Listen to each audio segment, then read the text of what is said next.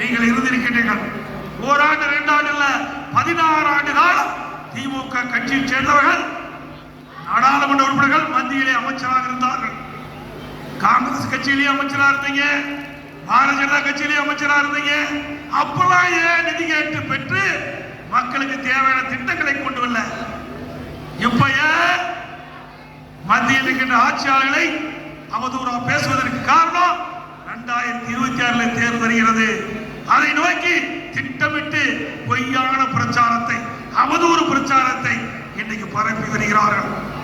ஏன் ஆட்சி அதிகாரத்தில் இருக்கும் போதே ஏன் தமிழ்நாட்டுக்கு தேவையான திட்டங்களை கொண்டு வந்திருக்கலாம், நிதியை கொண்டு வந்திருக்கலாம், எதுவுமே செய்யல.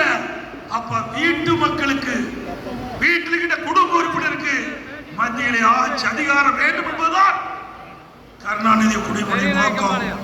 மக்களை பற்றி கவலை இல்ல, வீட்டு மக்களை பற்றி கவலைப்படுகின்ற ஒரே குடும்பம் ஸ்டாலின் குடும்பம். அது மட்டுமல்ல, இன்றைக்கு இந்த திராவிட முன்னேற்ற கழகம் ஆட்சி அமைத்து 50 மாத காலம் ஆகிறது.